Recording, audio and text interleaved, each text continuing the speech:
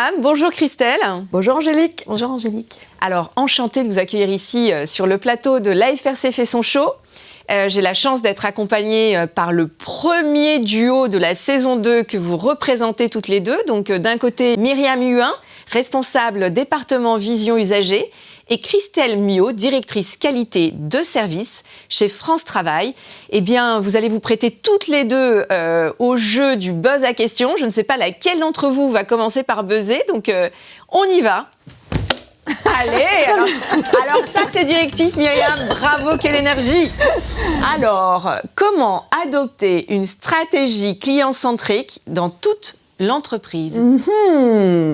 Un vrai projet de transformation de culture d'entreprise, donc le client-centrique. À France Travail, pour réussir dans ce modèle-là, on peut activer plusieurs moyens. Le premier auquel je pense, c'est surtout ne pas sous-estimer le temps qu'il faut accorder à la collecte des besoins et des attentes de nos usagers. C'est essentiel. Donc pour y répondre, on peut lancer des études de marché, on peut faire des immersions sur le terrain, lancer des enquêtes. Nous disposons aussi aujourd'hui de plusieurs outils technologiques qui nous permettent d'exploiter les données et les datas pour parfaire la connaissance de ces usagers, pour savoir quelles sont leurs caractéristiques, qui sont-ils, comment se comportent-ils, comment utilisent-ils les produits digitaux ou comment n'utilisent-ils pas les produits digitaux. C'est aussi une source d'information importante.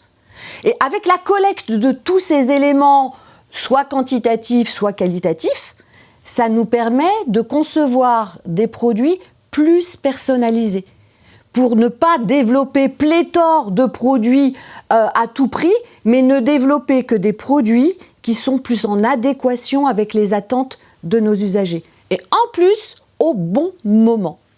Donc ça peut être un levier qu'il faut systématiser. Le time to market de France Travail, Absolument. Presque. Après, il y en a d'autres moyens, un autre. Pas du tout dans le même registre, l'implication de tous les collaborateurs. Quand je parle de tous les collaborateurs, du directeur général, aux sponsors et aux salariés, à tous les salariés de l'entreprise. C'est vraiment la clé du succès pour pouvoir adopter donc une approche centrée utilisateur. Alors comment on les fédère justement sur cette approche pour que du haut du sommet jusqu'à ceux qui sont en contact avec les usagers, c'est comme ça que vous les appelez? Oui, en ce moment, oui, usagers. Okay. Comment vous faites On parle de chercheurs d'emploi ou d'employeurs. Ok, donc voilà, pour motiver toute cette chaîne, est-ce que vous avez des plans d'action particuliers? Il faut trouver un leader qui donne envie. Donc l'incarnation par quelqu'un. Absolument. Qui va être exemplaire, c'est ça? Absolument, oui. En illustrant aussi, en partageant des expériences positives qui ont marché aussi dans des entreprises à l'extérieur, pour leur faire comprendre et illustrer de manière concrète que ça marche. Oui, la démonstration par le cas d'usage et le côté très positif. Oui, ouais, absolument. Et l'incarner avec des mots, avec des actes et à tous les niveaux de l'échelle de l'entreprise. Super. Eh bien, on va buzzer à nouveau pour en savoir plus. Allez. Trop rapide. Myriam est hyper rapide, hein, vraiment, bravo. Alors, quelle est la question? Quels conseils, meilleures pratiques, méthodes, outils donnerais-tu pour insuffler la culture client dans tous les services de l'entreprise? Myriam, donc c'est encore à toi. Alors effectivement, je reviendrai sur l'implication de tout le collectif. Mais après, comment? Comment? En n'ayant pas peur d'associer donc la majeure partie des salariés aux prises de décision. Et vous êtes combien chez France Travail? Alors aujourd'hui, mesurer un peu 55 000. À peu près 55 000. Oui, voilà, quand même, c'est pas rien d'aller insuffler ça sur 55 000 collaborateurs. Il fallait quand même le préciser. C'est clair, hein. Donc c'est pour ça que pour pouvoir donc l'essaimer donc auprès de chacun d'entre nous, pour que dans nos pratiques opérationnelles, cette philosophie, cet état d'esprit orienté client soit dans les faits mis en pratique par chacun d'entre nous, il faut aussi passer par des moyens de formation. l'étape au-dessus de l'acculturation. Dans une entreprise aussi grande que la nôtre, l'acculturation ne suffit pas. Il faut passer par une étape de formation pour que chacun comprenne ce que ça signifie d'incarner au quotidien, dans nos pratiques opérationnelles, ce que représente de placer l'utilisateur au centre de nos préoccupations. Donc ça, c'est excessivement important. Après, on dispose d'une palette d'outillages qui peut nous permettre aussi d'aller dans ce sens. Je pense à des outils d'animation d'ateliers divers et variés en adoptant des méthodes dites de co-design qui donnent une part importante à la réelle écoute donc, de l'usager qui participe à un atelier en véhiculant les valeurs qui sont les nôtres de respect, d'empathie naturelle, de bienveillance, pour leur faire comprendre qu'on va réellement exploiter le retour donc, des besoins qu'ils vont exprimer. Ça, c'est un outil parmi d'autres. Après, ce que l'on peut faire aussi, c'est, à force d'aller sur le terrain, c'est de cartographier les différents profils d'utilisateurs que l'on rencontre par des cartes donc, de personas. Un persona, c'est une carte visuelle qui formalise les caractéristiques des personnes que l'on rencontre, avec notamment leurs besoins spécifiques. Mais cette carte, elle représente réellement des vraies personnes que l'on a rencontrées sur le terrain, que l'on a un petit peu segmentées dans une catégorie de typologie d'utilisateurs et qui a des besoins spécifiques. Et l'ensemble de ces cartes devrait nous permettre de développer des produits digitaux plus personnalisés et s'éloigner de plus en plus donc, de la délivrance d'offres de services parfois un peu trop universelles pour que chacun puisse s'y retrouver dans les produits digitaux qu'on leur mettra à disposition un jour. C'est passionnant. Et puis, ouais, quel transfo, finalement. Hein. C'est vraie culture d'entreprise. Ça, hein. Ouais, bravo, oui, bravo. Oui. Alors, Christelle, vous avez une énergie... Christelle, non. Myriam, énergie de dingue. Là, on va... Christelle, c'est à vous, c'est ça? Ah, je crois. Alors, on y va, on se lance. Allez. Alors, que vous réserve la boîte à buzz? Quelles sont les bonnes pratiques, selon toi, pour collecter, manager la data au service de la performance client? Alors, la donnée et la data au sein de France Travail, c'est une longue histoire, y compris avant au sein de Pôle emploi. Aujourd'hui, il n'y a pas un événement que ne vit pas un demandeur d'emploi ou un employeur qui ne fait pas l'objet d'une mesure. Soit une mesure de satisfaction, soit une mesure aussi par rapport aux services dont ils bénéficient, aux actes métiers que vont mettre en place les conseillers. Donc, pour en arriver là, et ensuite pour faire parler cette donnée, on a aujourd'hui un grand nombre de dispositifs et finalement les enseignements qu'on peut nous en tirer, alors modestement hein, pour France Travail, c'est avant tout Myriam parlait de l'expérience client, le centrage client usager. C'est pas parce qu'on est un service public qu'on n'a pas une attention encore plus par rapport à un client d'une entreprise marchande.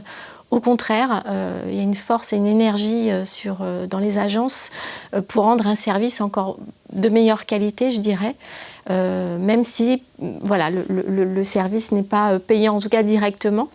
Il y a une énergie de cette nature-là. Du coup, ce qui est important, c'est de bien tracer au démarrage en fait, le parcours client, les moments clés, avec deux objectifs, je dirais. Le premier, c'est d'avoir une attention particulière à la mesure qui va nous permettre, nous, d'améliorer notre organisation, nos processus de travail, en posant des bons capteurs au bon moment, et aussi d'avoir de la donnée qui permette d'apprécier ce que le client vit, ce que le client ressent.